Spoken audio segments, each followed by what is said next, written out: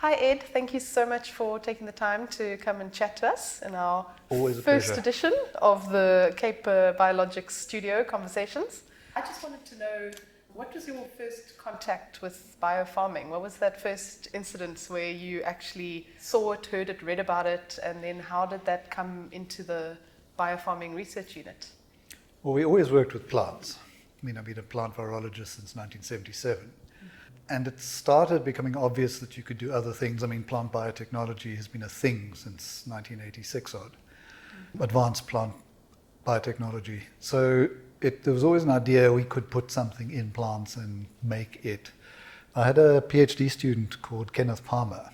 He's now a professor at the University of Louisville in the States, who, at the end of his PhD, he went over to the Boyce Thompson Institute at Cornell University in New York State and met this bunch of hotshots who included Charlie Arnson, who's the godfather of this whole thing. And Kenneth being Kenneth, he went and took them the fact that we were working with papillomaviruses. And they got the idea, oh, well, let's make this in plants, by which time we had come to the same idea independently. But he came back with a whole lot more ideas. So we went from one person working on it to having a couple of people, because at the same time he was working on Gemini viruses, and you'll get back to that, I'm sure, which lend themselves quite nicely to biotechnology. In fact, he did some very nice work with maize streak virus as a biotech gene vector. So you could put it into plants and get lots of protein because it'll make lots of RNA, etc. That got us into it, and then the fact that the Arnson lab at Cornell, we were sort of collaborating with, we're doing some very, very interesting things around vaccines.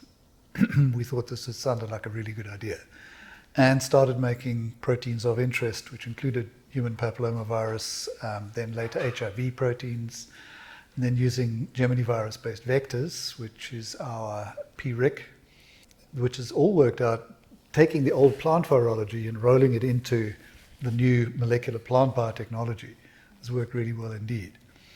I always find it amazing how people can come up with kind of the same idea at almost the same time. It seems to be a common trend. I noticed with CRISPR as well. It seems like people just have this same idea at the same time. It's amazing. I'm into writing the history of virology, for example, and what you see is that advances happen suddenly, very quickly, because of technological advances. Something cool happens in the technology, like centrifuges, electron microscopes, X-ray crystallography, whatever. People suddenly, everybody understands the same thing at the same time, and then run away with it. Amazing. What did it for us was the so-called transient expression, because we were really good at making transgenic plants, but it's a chore. It's a real chore. It can take you 9 months, and you can lose them. So the moment we could apply transient expression, and we got that because of Rainer Fischer's lab, Ingo Hitzerott went over to Rainer Fischer's lab, came back with this technology in the plasmids. Within 6 months, we had 2 patents lodged. We had incredibly good expression of papillomavirus coat protein, and it's just been that avenue from then on. So Ed, you're a plant virologist. I really was curious, what is your favorite virus and why? Maize streak virus. If you devote 25 years of your life to something, you'd better end up liking it, because otherwise there's not a lot of point. And it was really interesting because I met this thing when I was detasseling seed maize in Zambia while I was a student working through UCT and staying on my to-be father-in-law's farm. And you see this disease and you ask, what is this? And then I went back to UCT and looked it up and got more and more interested. And it turned out that my PhD supervisor was working on it. So I took it over effectively because that was the birth of plant molecular virology. And we just did more and more and more on it till we got to the point where we probably got the world's biggest collection. We understood the molecular biology really well. But what that did is enable us to shunt over to another virus, which is the bean yellow dwarf, that became PRIC. because it's easier to work with because you're working in dicots and, well, you start with beans. Turns out it goes into Benthamiana beautifully. So that's our vehicle. And we got to it by doing basic virology. Sure. It's amazing, and it definitely is kind of harnessing nature to help humanity and help to advance our society, help with human health, with animal health. Can you tell us more about the One Health initiative and what that means? The One Health, it's looking at the study of emerging diseases especially, because that's the big thing, in the context that the health of humans and of their animals depends on the health of the environment. So it's a continuous circle. Everything affects everything else. So you work on diseases that you can make reagents for example, that affect animals and humans. And examples of that are things like Crimean Congo hemorrhagic fever, Rift Valley fever, or kill animals so that they affect humans in terms of agriculture. Things like African horse sickness, blue tongue virus, that sort of thing. But you start with being able to make something that you can use to detect it with. That could also be used as a vaccine for animals. That can also potentially be used as a vaccine and or reagent for humans to diagnose or treat human disease in terms of vaccines or even therapeutics. That comes from working with plants in the first place, where you got a lot of information and techniques out of human virology, because there were more human virologists than plant. Then starting to give back, like using plant viruses because we understood them so well, that have analog animal viruses, things like circoviruses, porcine circovirus, beak and feather, look a lot like a Gemini virus. So in other words, you can treat them exactly the same way.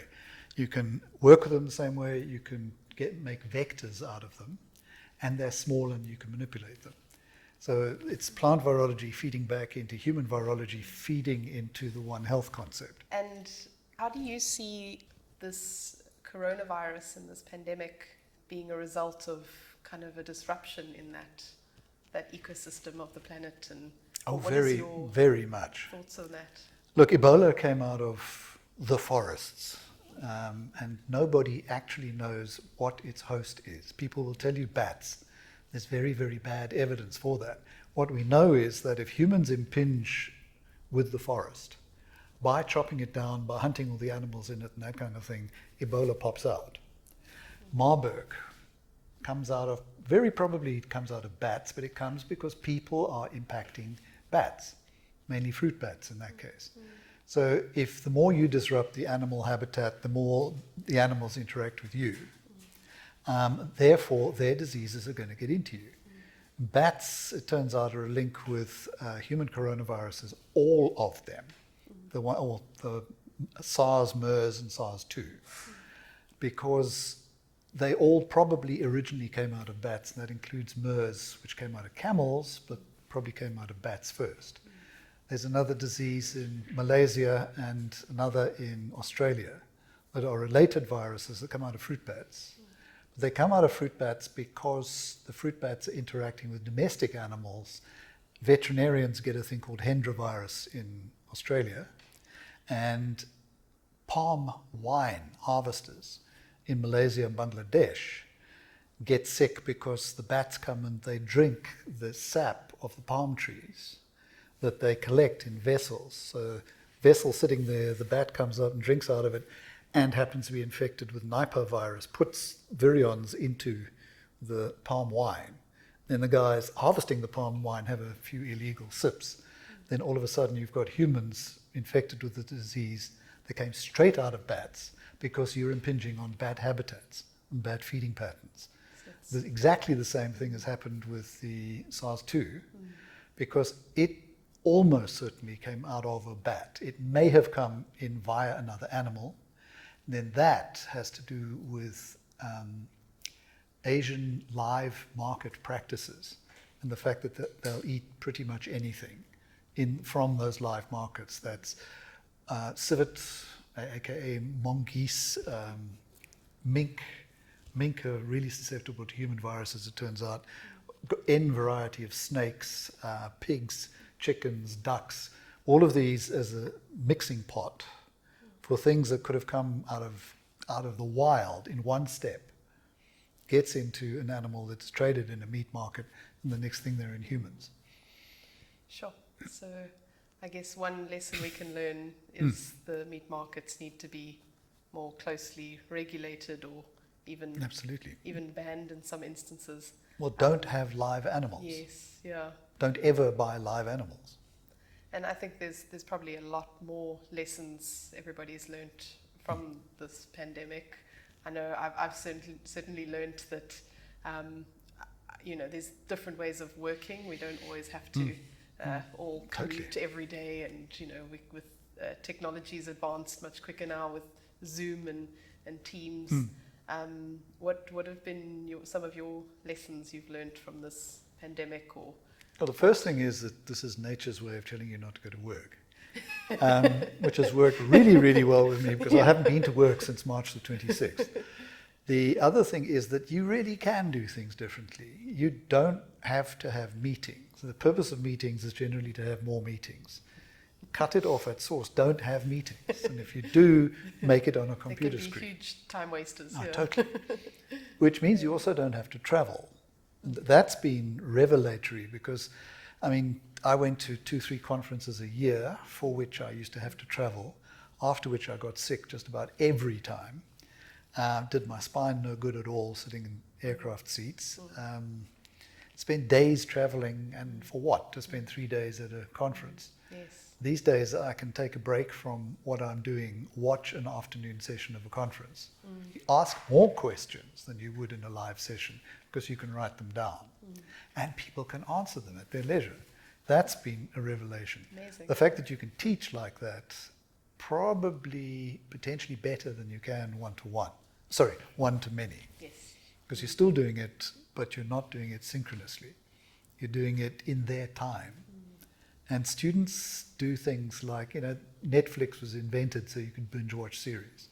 Turns out that televising lectures is done so students can binge watch lectures. Just before the exam. And it's not that bad a thing. Yes. You get immersed in it to the point where you can actually remember what happened in episode 1 or lecture 1. Yes, yeah. Whereas you may not. It's 3 weeks, 4 weeks into a lecture series, you may not remember what the hell happened. And straight after the exam, sometimes you don't remember much. You can have really good lab meetings. We always used AV for lab meetings. I have an iPad set up on a stand that we had custom made that goes via an Apple TV onto a big office TV. Now we just have people sitting at home sharing their lab books as they used to, but now doing it via Teams or Zoom. And That's I think brilliant. Some of these practices might even stick around after the pandemic. It's just almost completely disrupted the way the status quo of how things were done. Yes. Especially international travel, I guess. And I think just coming back to this pandemic and this virus, I'm very curious to hear from you what you think about these new variants, and are they going to start impacting on the vaccine, and will we have to be producing new vaccines every season? What are your thoughts on that? So you have a couple of models here that you could use. Now, measles and mumps, for example, and yellow fever are bad ones because they mutate faster than the SARS-2 coronavirus does. But the bit that matters doesn't mutate. So the bit that it uses to attach to your cells doesn't change, which means that the vaccine that they came up with for yellow fever in 1937 or something still works fine. On the other hand, you get influenza virus. It mutates faster, but the thing is it can tolerate a lot more mutations in the bit that surrounds the bit that binds. So the bit that binds is actually sequestered away from antibodies. Antibodies can't really get in there, but they can get to the bits around, and the bits around are the ones that change. So every 2-3 years, it can have changed enough that the vaccine from the previous 2 years previous doesn't work anymore. It turns out that the coronavirus is related to SARS-2, that are already in humans, and there's 4 of them, they exhibit exactly the same change that flu viruses do. So in other words, they can mutate slowly away from immunity. There's 4 of them. They're not closely related to each other. They all cause the common cold, which is why, and there's other viruses that do the same. But you can have any one of these on a 3-yearly cycle, because they're in the human population all the time. So you have number 1, you're immune to it, but then you get number 2, then you get number 3, and then you get back to number 1 because it's been 3 years and it's changed enough. So in other words, you're going to have seasonal vaccines exactly as we do for flu, but possibly on a slightly longer timeline. But if we can do it for flu, then we can do it for coronaviruses. And if we can combine them and actually get people to use flu vaccines, that's coming back to molecular farming, because Medicago are on the verge of getting their regulatory approval to put seasonal influenza vaccines made in plants into people. And the beauty of that is it takes 6 months to cycle through conventional production from new strain to new vaccine. That's 6 months, and that's really, really well-polished machinery. Medicago did it in 22 days, from sequence to new product. And they can do it they've done it for SARS-2 as well. They can potentially do it for seasonal coronaviruses, and so can other people. So we're on the verge of actually being able to vaccinate against things we never thought we could. It's amazing, and it just seems like the plant-based system has matured just in time to actually meet this pandemic on so many levels. And I think it's just a matter of time before everybody wakes up to the fact that this platform is superior in many ways. I think I was reading somewhere where all the mammalian cell culture systems in the world currently could only meet 50% of the demand if we had to produce a protein vaccine. So what do you think the benefits of the plant-based system are compared to the other platforms? Paradoxically, because one of the first products that really got people's attention was ZMapp. They couldn't make the volumes required because you required to put something like 10 grams of antibody into one person. Now, although it's supposedly very, very scalable and very quickly scalable and all the rest, there are not that many cGMP facilities that can make stuff from plants to be able to handle that kind of thing. On the other hand, making vaccines, where it's micrograms versus grams, so 1 million of these in one of those, means that you can make vaccines using plants, and you can make them at scale very quickly. And if you take the AstraZeneca vaccine as an example, it's a virus, it's adenovirus based, but you have to grow it in a transgenic cell line, mammalian cell line. So you put a gene from the adenovirus into the cell line. You can infect those cells and only those cells with that virus to multiply it up. But then you've got to have enormous quantities of the cells cultured in order to put the virus into, in order to get lots of virus back. That takes time. That takes weeks to scale up. And exactly the same for anything that requires mammalian cell culture, or even yeast for that matter. Whereas plants, you can have them waiting over there, get some agrobacterium grown up here that have got the gene in it, and just shunt the plants through. And that's cheap, it's readily accessible, it doesn't cost very much to produce, and you can have it just sitting there waiting for something to happen to them and toss them without any problems whatsoever. I mean, you toss a 30,000 litre bioreactor full of HEC293 cells. Sure. People are not going to be pleased with it. No. Junk a glass house full Yes. of plants. Yeah. Okay, not that big a deal. My favorite finding was that, I used to work with mammalian cell culture at UCT, and I remember adding the fetal calf serum to the media routinely, and I never really stopped to think what I was doing. And then I started, researching the plant-based system when I started working here, and learning about how there's basically no animal product used in the entire system. We even switched from using tryptone in the bacterial media to peptone. So now we've got no plant material. You're basically vegan friendly. Yes, we're making vegan proteins, and the test kits that we're eventually making with the test kit manufacturers, we're going to be actually calling vegan test kits. You'd be surprised what a draw card that would be for a growing segment of the population. I think so. Now, all vegetarians, especially vegans, and you're lessening all of the possibilities of getting things like transmissible prion diseases or just viruses that creep through cell culture. The world's production of beta cerebrosidase, which is the enzyme that's used as replacement for Gaucher disease, which was a mitochondrial enzyme deficit genetic disease. The world's supply was wiped out by a technician who went from one side of the Atlantic to the other, accidentally taking a virus with him. He knocked down the two plants making that drug on both sides of the Atlantic at the same time. And what rescued it was this little company in Israel called Protalix, who was making the stuff in carrot cells. And if you look at what they do, they have an 800-liter plastic bag that they put some sugars and some salts through. That's it. And hang them on a rack in a warehouse and then bubble air through it. That's it. The nutrients are air, some salt, some sugar. Compared to using CHO cells or the like and all of that stainless steel. And then that is what's now in people. That was fast track for Pfizer. So it is now in people because it was in phase 3 clinical trial when those factories fell down. So it was the world's only source of that enzyme. Amazing. So little, feet in the door, there are already products in people and have been there for some years now. So if one can get into the vaccines and especially into the antibodies market, that's going to be the single biggest area of expansion. Therapeutic antibodies.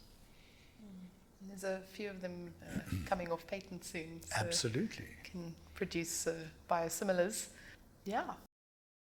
Ed, there is obviously a bit of controversy around vaccines, and a large proportion of the population are, it seems, fearful or mistrusting of these vaccines. What do you think are some of the side effects or downfalls of people refusing the vaccines versus the risks that could be present in a vaccine? See, the problem is that vaccines, you're always told how very, very safe they are, and everything's accentuated about how safe they are. With the flip side of that is, well, they could be dangerous. And yes, potentially they could if you've got to give vaccines to healthy people, right? It's not as if it's a therapeutic. If somebody's already sick, you give them something, it makes them a bit more sick. Well, okay, that's not as bad as giving something to a healthy person and killing them or making them sick. So they have to be safe. So once that's been nailed in enough times, the concept that they could not be safe starts attracting people. And they're victims of their own success, because I grew up at a time when kids a couple of years older than me would be lurching around on crutches because both legs were completely wasted. My father-in-law ended up with post-polio syndrome, for example, which is something that hits you in old age because you've been compensating for a polio-caused partial paralysis for 40, 50 years. And people forget that. They forget. I regularly saw when growing up in Zambia, people with smallpox scars on their faces, because it didn't happen in Europe, but in Africa there was still a lot of it around until the 1970s, literally. There were yearly outbreaks in parts of Africa, and you get these horribly scarred people. You don't see that anymore. So therefore, vaccines had to get safer and safer and safer in the public perception, because people didn't see what happened when you didn't have vaccines. Cholera vaccine, case in point, because it doesn't work that well. You can get infected with cholera. It does protect you from severe disease. However, TB, everybody says TB vaccine doesn't work. It protects children very well indeed. So you're not getting children with disseminated TB anymore. Hepatitis B and A vaccines. At one point in South Africa, I think 95% of people, didn't matter where they came from, leafy suburbs or high-density townships, had antibodies to hepatitis A after the age of 5, because it was everywhere. And the problem with that is if you get it when you're older, you can die. There's a 2% chance of dying, which is as up there with SARS-2. So people forget these things. Hygiene and vaccines make people forget how dangerous infectious disease is. So then they start focusing on how dangerous the vaccines are. There are some horror stories, and the unfortunate thing is that people harp on these. There was a flu vaccine, so-called swine flu in 1977, that actually did cause narcolepsy in people. And then again in 2009, there were some cases of narcolepsy in Scandinavia, because it turns out the virus actually can cause it. That nobody actually associated the virus with narcolepsy, but it turns out that yes, it was. And it's a problem with autoimmunity, picking up on the fact that the virus protein is in a membrane, and if you get antibodies that hit both of them, it's the same with HIV. You get antibodies that hit the membrane and the protein at the same time that actually associate with autoimmunity. So you don't want to stimulate those, and the body normally doesn't. But if you do stimulate them, then you can end up with a disease. But it was very few, very far between, but you hear about those cases. There was a rotavirus vaccine that when it was trialed in Mexico, it was a roaring success. Then they trialed it in the US with a background of other disease. It was far, far less. And you started noticing a couple of complications that may or may not have actually been due to the vaccine, but were associated with the vaccine. So immediately that vaccine doesn't exist anymore. There's at least another one or two human diseases I can think of. Lyme disease. They made a perfectly good vaccine against Lyme disease. It got a bad reputation because it was quite reactogenic. It actually, you got some reaction to it. So it doesn't exist. So you can't actually vaccinate against Lyme disease. It's basically tick-borne fever in the north of the US. So therefore, with all of that background, people starting to be fearful. The world was on its way to eliminating measles. Now, there is a safe vaccine. That's been in use since the 1950s, probably. Measles killed more than 800,000 people a year, every year, from the 1980s odd. But the measles vaccination knocked that rate down and down and down and down until the anti-vaxxers got hold of the idea that it caused autism, which is the biggest lie that's occurred in medical history in the last 200 years. And measles rate bombed up. It was a retracted paper or something. Yeah. Retracted paper in the Lancet by Andrew Wakefield, who basically lied for profit. Now, the problem with that is that you have to have an 85% coverage rate of measles vaccination to keep measles down. Same with polio. If you've got a vaccinated population, polio in young kids is not that much of a problem, but above the age of 5, it is. So if kids are surviving but they're not vaccinated because of herd immunity, because other people are vaccinated, then at age 10, 12, suddenly they get polio because there's now this anti-vax feeling. They get paralyzed. That is an enormous problem. So vaccines have to be safe, but on the other hand, you have to take them if you want to keep the disease at bay. We've eradicated only 2 diseases ever. We have a chance of eradicating measles because there's no animal host, and polio. SARS-CoV-2, not so much. There are very similar viruses out there in bats and other animals, it turns out. Pangolins, Malaysian pangolins. So there's going to be a possibility of getting it back. We can't give measles to anything except higher primates. You can't give polio to anything except if you inject it into the brains of mice and of monkeys, you can transmit it. Otherwise, there is no animal reservoir. SARS-2, there is. You can give it to mink. They culled 16 million mink in Denmark alone because the virus was multiplying, mutating in a different direction to the way it was in humans, and then getting back out into humans. Now, that is a recipe for disaster because you don't know what the properties of that new virus are. So we have to be able to knock this thing on the head by vaccination, because otherwise it's going to become endemic. And we have the example of the coronaviruses that cause the common cold, which are not that harmful. Okay, you could actually die from common cold infection, so-called common cold. If you're bad luck and you got bacterial pneumonia on top of a bad dose of a common cold, you could go out in a week you're dead. And I know people that this has almost happened to. A cold, bacterial pneumonia, almost clock out. It could go that way, or it could stay reasonably nasty, because it is reasonably nasty. We don't know. We have no idea because it hasn't been around long enough. But if, on the other hand, if we can knock it out with a vaccine so that kids get vaccinated, and even if they get infected, because it turns out the vaccines don't necessarily protect you from infection. In fact, many vaccines do not protect you from infection. What they do is protect you from disease.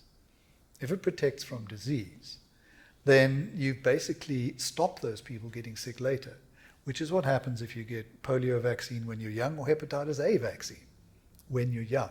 You may still eat a banana on the side of the road in Malawi. Actually, no, because you can peel a banana. Eat a stew on the side of the road in Malawi and get a hefty dose of hepatitis A. You might get a very mild, very transient infection, but you won't have a 2% chance of dying, which you would otherwise. So that is the reason you have to follow up with these sorts of things.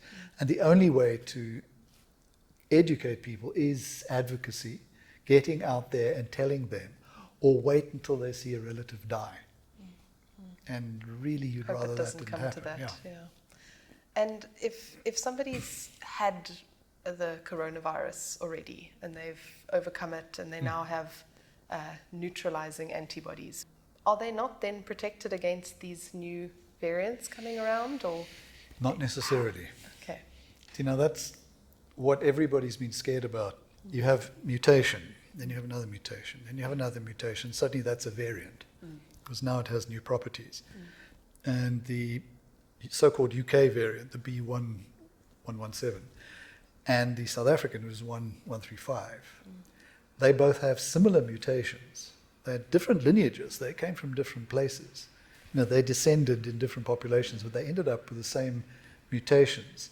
And the reason for that was it makes them more transmissible. So it's convergent evolution. If you have an aspartate at that position, or a tyrosine, it makes it bind a whole lot better to the receptor. That means you don't need so much virus pressure to infect the cell, which means you can have a lower inoculum, which means you could be twice as far away from somebody who's breathing it out, so it's more infectious. Turns out the British variant may actually also be more severe, which is not, you can't predict it, but it could well do, because it might replicate up to a higher number, cause more damage. Yes. So what does that do to immunity? Because you get naturally infected with a previous variant, you're going to raise antibodies specific to it. You now get infected with the new variant, and the odds are fairly high that you probably can. Yes, because if it's one or two changes, surely the antibodies will still recognize it. You'd hope so. Okay. And it turns out that yes, in most cases. But, and I've seen results for people who are doing some very sophisticated things, like, for example, using protein to bind, ACE2 protein, to bind the so-called engineered virus protein, and look at the binding strength between the two, and then attach antibodies to see whether they attach or not. You can affect the binding of certain monoclonals, and certain variants are better at masking these antigenic sites than others. And then you get, does the vaccine protect? Well, the answer is that you have to know how people were testing in the first place. And what are they looking at? Are they looking at disease, or are they looking at whether people get infected? Because they're two different things. Because most people will get reinfected, but you could have such a transient infection that nobody would notice it. Or you might have very mild disease the next time. Or if you're immune suppressed, you might have severe disease again. Or instead, as in you didn't the first time, but you do the second time. So neutralizing antibodies are those antibodies which bind to the virus protein, so attaches, then the thing can't bind to the receptor. But you get other antibodies that attach at other places, which actually can end up having the same effect. So neutralizing, biochemists should not get into virology. They mess the whole thing up. Well, obviously neutralizing antibodies are what you want. No, not necessarily. Yes. You want T-cell immunity. It's what you really want, because that's what clears virus infections. That is much less susceptible, because it samples the whole of the protein, whereas neutralizing antibodies only sample the area around the receptor binding site, which is a much smaller piece of the protein. So you're saying other antibodies could block Can binding do. to the ACE receptor? Non-neutralizing antibodies can actually lead to virus elimination. They don't stop it attaching to cells, Yes. but they make it get cleared a lot quicker Yes. because they're very efficient at clumping it or So how do that we sort of thing. test for whether somebody's got T-cell? T-cell, you have to do T-cell assays, Okay. which are... Can't do that on a broad scale. You can't because it's complicated, Okay. it's expensive, Yeah. and, it's pretty specialized. You can do it in an ELISA tray format, for example, like you can do antibody testing. But you have to have cultured cells in those wells and, Okay. all of the complication of doing that. Okay. And have peptides. And Yes. you can do it with whole protein, for example. So it can be done, but it's a lot more complex and a lot more expensive than doing the other kinds. So people simply don't. That's what we can do Yeah. for now. Yeah. Okay. So you'll hear people talking about, much less neutralizing antibody. Take that with a pinch of salt because that's everybody's so-called gold standard. Yes. It's not even known that it's a firm correlate of protection. They don't know that neutralizing antibodies are what you require. And there's a pretty good set of evidence that they're not, because you can take recuperated patient serum, somebody who's had a severe case of SARS-2, who's got lots of antibodies, and it doesn't help somebody who's severely infected. It should, neutralizing antibodies, but it doesn't, because these people are not having a T-cell response that they need to clear the virus. So the virus stays and causes other effects. So it's not just about entering the Nope. cells. Interesting. Wow. Thank you. So Ed, this virus almost seems like it's intelligent. It's come out of nowhere. It's evolving. It's escaping our defenses against it. What exactly is a virus? Is it alive? Is it intelligent? How do viruses work? What are they? Now, you see, I'm so glad you asked that question, because there's a lot of very primitive virologists who don't believe that viruses are alive. Now, they are quite simply wrong. A virus is as alive as mitochondrion is, as a chloroplast is, as the nucleus of the cell is. You need those things, and you need them together in order for life to manifest. And then life is actually defined by criteria that derive from botanists and zoologists. So in other words, they're pretty old-fashioned. So what is the system you need in order to exhibit life? And it's probably a cell. And any kind of cell, bacterial cell, archaeal cell, yeast, human cell, whatever. And inside a cell, once a virus gets in there, it's taken the cell over. So it is most certainly alive inside cells. But then just as you can store, they've germinated seeds, I think the record is 30,000 years of storage, and those seeds germinated. Now you can do that with a virus. They've discovered viruses that were in permafrost samples from 30,000 years ago, that they could put it onto the selective agent, which was amoebal cells, and they would grow. So when it's as a particle, it's like the wave-particle duality of light. It's a wave, or it's a particle. And when it's a particle, it's not alive because it's the resting stage. When it's a wave, it's inside the cell and it's actually replicating like the cell does. And the important thing about that is it mutates. And it mutates at a reasonably set rate, and it's random. And most mutations are actually harmful for human cells as well as for viruses. So in other words, they get selected against. If they lead to a reduced efficiency or reduced ability to infect or reduced ability to replicate, they get selected against because the ones that are more efficient will outgrow immediately. So you get this random couple of mutations. And the receptor binding domain of SARS-2 is not that big. It's 100 and some amino acids, say. So that's 100 targets for mutation. Now there's only certain mutations that you need in certain positions to give you that property of binding much better to cells or replicate more efficiently in human cells, because this thing came out of a bat. It may not replicate particularly well in human cells, but something that gives it an increased advantage in doing so will be selected for. So I've just read a paper, literally this morning, about in the States they found 7 different lineages of SARS-2. So in other words, virus gets into the States and diversifies. So each one of these streams that went through Seattle or New York or Texas is a lineage. 7 different lineages have got the same set of mutations in them because it gives them an advantage. And so they arrived at it by convergent evolution. So you diverge as things mutate. Then convergent is when you converge on a given phenotype, for example. Well, in this case, it's a given protein phenotype, because that phenotype gives you a selective advantage. And you can call it intelligent, but that's molecular intelligence. It is, if this happens, then that happens, because it's a simple mechanical logic. People talk about bacteria being intelligent, because bacteria in biofilms, for example, exhibit seriously good organization. And really interesting things happen. It's when you pull them out individually that you can't see that happening. Viruses effectively the same, because you get this cloud of viruses get made. Some of them infect better than others. And it turns out that infection by a couple of different things together may actually synergize. So you get more things happening than would if either one of them had been there by itself. And that's also been demonstrated with viruses. So yes, there's a form of intelligence.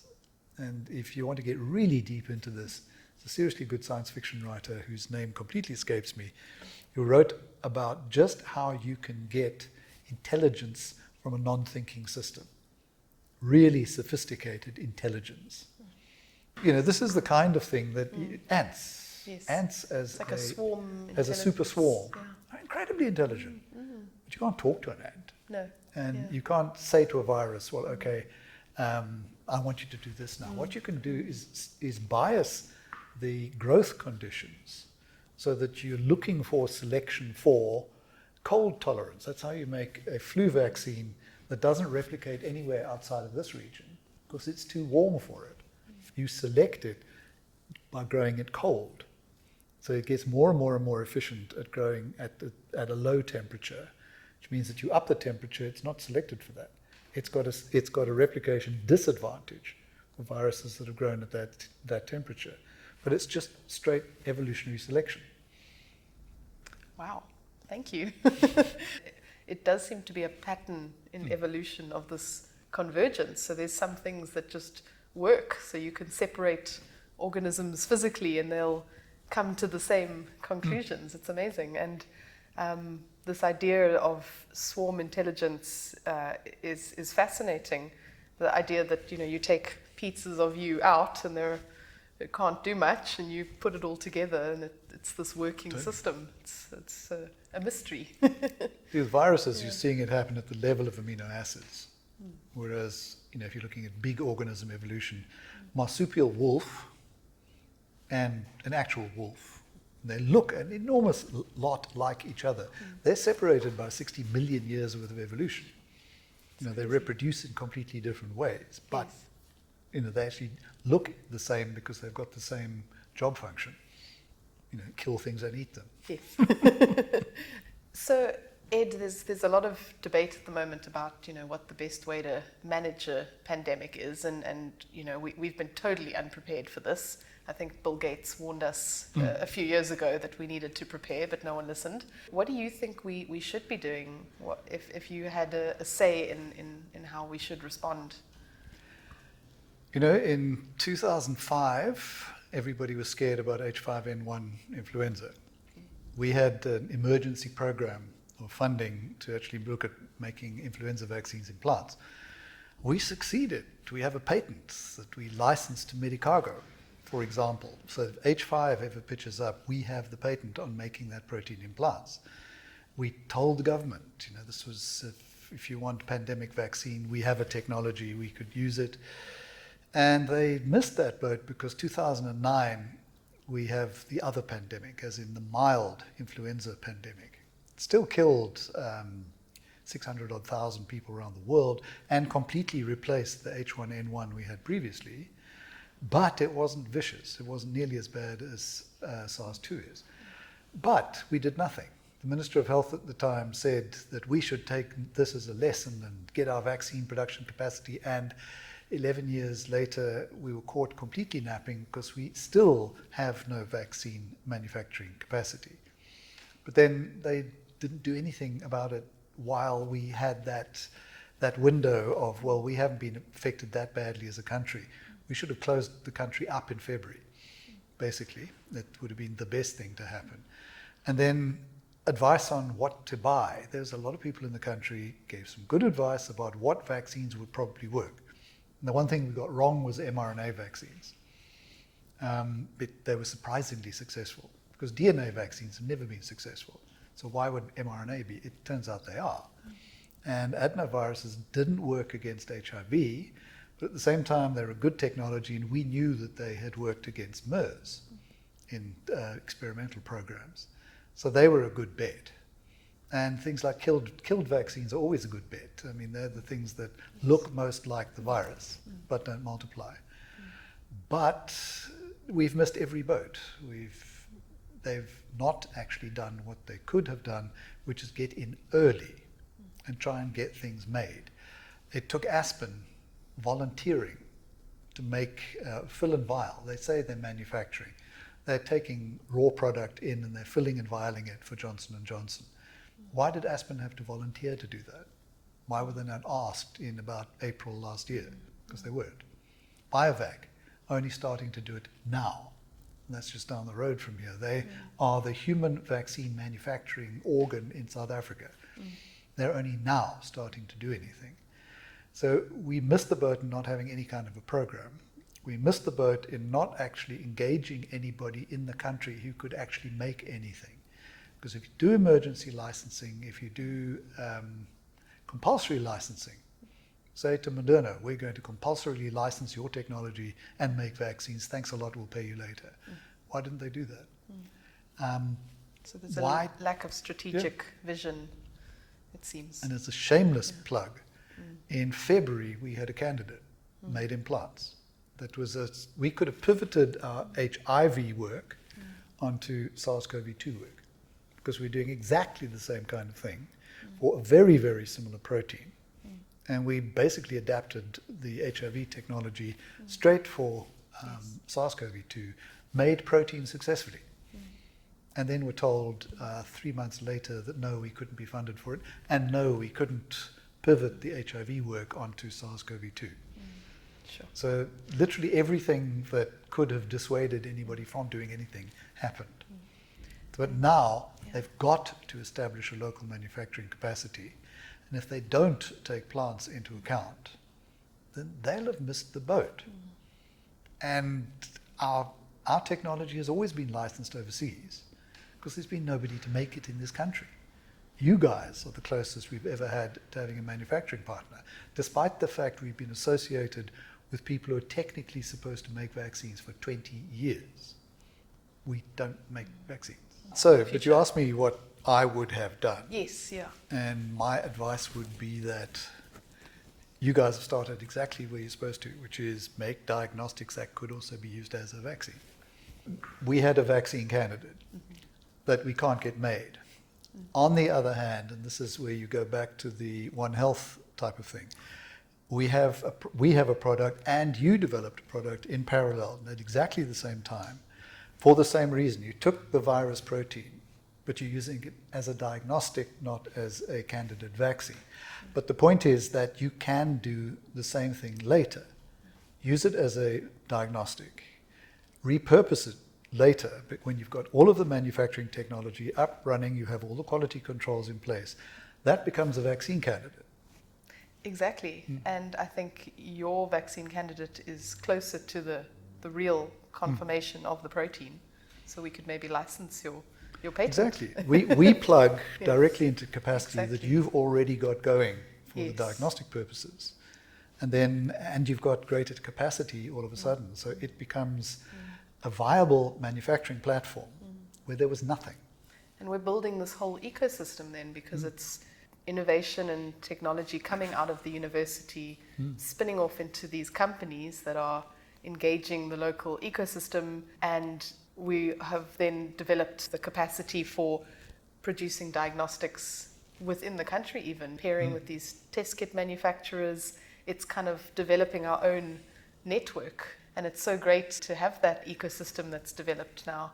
And in a way, this pandemic was a bit of a blessing because it fast-tracked us to get that going. We were only planning on doing diagnostics in 3 years. The therapeutics was a 10-year plan. So in a way, it's kind of gotten us all into gear and woken us up. So hopefully for the next pandemic, we'll be a bit more prepared. Look, with disaster comes opportunity. And I mean, this was obviously the golden opportunity for you guys in that you had capacity that didn't quite know what to do with itself, to be honest. And suddenly you had something to do and there was a demand. That then feeds on itself to the point where you're an established manufacturer that can do other things. And those other things are going to be therapeutics as well. If you look at what are the small market opportunities for this technology, diagnostics is the first one.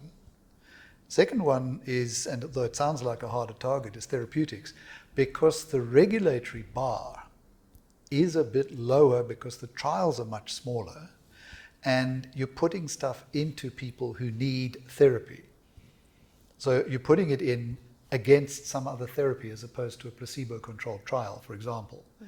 And the golden example there is the non-Hodgkin lymphoma that was made by what was Large Scale Biology Corporation and then Pfizer, who bought out Icon Genetics in Germany.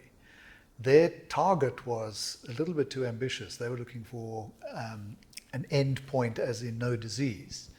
But it's a cancer. You really shouldn't do that. What you should say is a 3-year disease-free period. That thing was 100%. It's the only therapy that's actually been that successful. They could do it for $10,000 per person for lifetime therapy, a lifetime amount, as a therapeutic vaccine for non-Hodgkin lymphoma costs $10,000 per person. You can spend, I think I have a colleague who's on antibodies for rheumatoid arthritis. It costs 200,000 Rand a year, a conventionally made one. Now imagine if you could get 10-year supply for the same amount, and you potentially could. So there's a niche. There's a really, really exploitable niche. All of these antibodies are coming off patent. You can make antibodies for diagnostic kits, means you can make them for therapy. Especially for Africa, having exactly accessible, affordable therapeutics. What are your thoughts on personalized medicine, and do you think it'll ever become affordable to the everyday person? Conventionally, no, not even a small chance. If, on the other hand, you can do things like, and non-Hodgkin lymphoma is very, very personalized in that the tumors are clonal from one person. Every single person who has it has a completely different tumor because they express monoclonal antibodies. And it's a different clone of B cells that goes wild in each patient. So the product for each patient is completely different. That's the ultimate personalized medicine. But if you can start looking at tumor therapy targets, for example, so-called neoantigens, you have a different spectrum of neoantigens for the same type of cancer for different people. If you can get at those by mass spectroscopy and then make that protein, so you'll be able to treat more than one person with that, because there'll be a range of people who'll have the same neoantigens. Make neoantigens for therapeutic vaccination. And you can do it much, much cheaper at the kind of scale that's needed. Monoclonal antibodies become cheaper at massive scale. Plant manufacture of monoclonals is got the same sort of progression of cost, and it remains the same per gram from small scale to large scale. It costs you 10 times more to make 10 times more. For monoclonal antibodies made in stainless steel, it's not linear. It can actually go up exponential jumps, and then it plateaus off. So that sort of application could very, very well be worth exploiting. Sounds like we've got a lot of work to do. Yes, you do. Sure. Thank you so much, Ed. Pleasure.